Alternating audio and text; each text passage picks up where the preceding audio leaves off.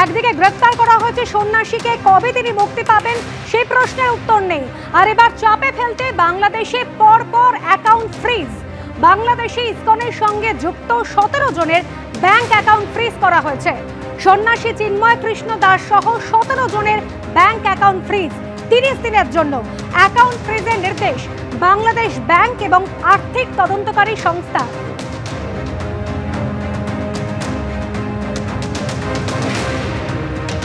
যেভাবে bank account freeze করা হয়েছে সেই নিয়ে কি বলছেন কলকাতার ইসকনের ভাইস প্রেসিডেন্ট রাধারমন দাস, দেখুন।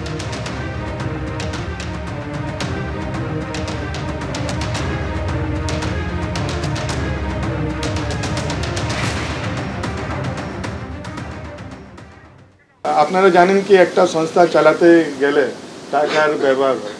যদি আপনি টাকাটাই বন্ধ করে দেন তাহলে তো ওটা ভক্তরা খেতেও পারবে না। বেসিক যে জিনিস আছে ও তো খেতেও পারবে না। ওখানে মন্দিরের ইভেন ইলেকট্রিসিটি বিল পে করতে হয়, অনেক কিছু থাকে, ট্যাক্স থাকে, অনেক কিছু আছে।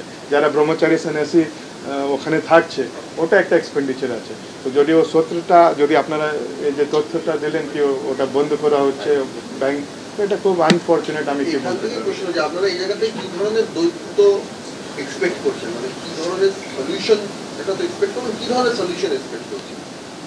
আমরা এটাই সলিউশনকে, যেটা ইসকনকে আমি জানি না কেন টার্গেট করা হচ্ছে, আমি এটাই বলার চেষ্টা করছি কি এত ইসকন এত শান্তিপ্রিয় সোসাইটি আছে। আমাদের ইসকন ভক্তের অন্যকে কষ্ট দেওয়া তো ছেড়েই দিন, একটা যে চিঠি আছে চিঠিকেও আমরা কষ্ট পৌঁছাই না। আমাদের খাওয়াতে, আমাদের বচনে, আমাদের ব্যবহারে, আমাদের রহন সহনে কোনো মাধ্যমে আমরা কাউকে কষ্ট পৌঁছাতে চাই না। তাহলে এরকম যে সমাজ আছে, সোসাইটি আছে, ওদেরকে টেররিস্ট অর্গানাইজেশন ঘোষণা করার চেষ্টা, এটা খুব দুর্ভাগ্যজনক, দুর্ভাগ্যপূর্ণ। কিছুক্ষণ আগে বিদেশ মন্ত্রকের তরফ থেকে সাংবাদিক বৈঠক করা হয় এবং যে বৈঠক থেকে একেবারে স্পষ্ট করে দেওয়া হয়েছে সংখ্যালঘুদের নিরাপত্তা দেওয়ার দায়িত্ব বাংলাদেশ সরকারই।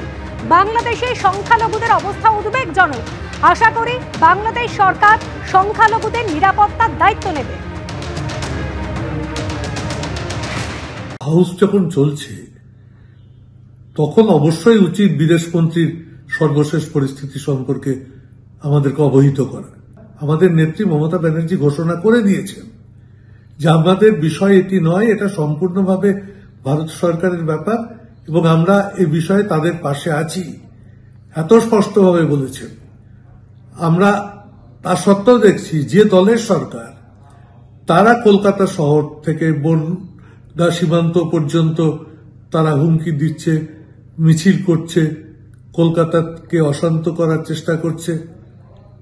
তাহলে যে দলের সরকার, তাদের পাশে আমরা থাকবো বলে আমাদের দলনেত্রী ঘোষণা করছেন, আবার সেই দলই এই ঘটনাকে নিয়ে একটা ভয়ঙ্কর অবস্থা সৃষ্টি করার প্রচেষ্টা নিচ্ছেন, এটা কোনো মতেই মানানসই নয়। আমরা আশা করব এই কর্মসূচিগুলো পালনে তারা বিরত থাকুন। তারাও তাদের সরকারকে, দিল্লিতে দলকে বলুন যে অবিলম্বে এই ব্যাপারে দেশকে অবহিত করা দেব।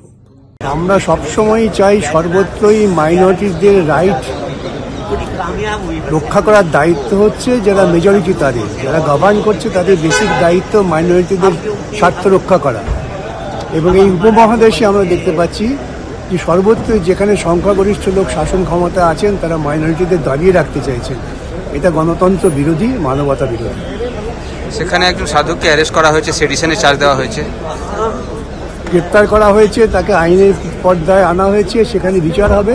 কিন্তু তার মানে এই নয় যে যারা সংখ্যালঘু মানুষ তাদের যে স্বাধীন মত প্রকাশের অধিকার তাকে কেড়ে নেওয়া যাবে, সেটা ঠিক নয়। বিজেপি তো এটা নিয়ে একটা দাঙ্গা বাঁধাবার চেষ্টা করছে। ভারতবর্ষ বিজেপি মাইনরিটিদের রাইট রক্ষা করছে না। আপনি আচরি ধর্ম পরের শিখাও, এটাই হচ্ছে দৃষ্টান্ত হওয়া উচিত। কিন্তু আমার দেশে এখানে মাইনরিটি রাইট ডিস্টার্ব হচ্ছে এবং সেটাকে ওরা কাজে লাগাচ্ছে, ওদের ওখানে হচ্ছে, এটাকে এরা কাজে লাগাচ্ছে।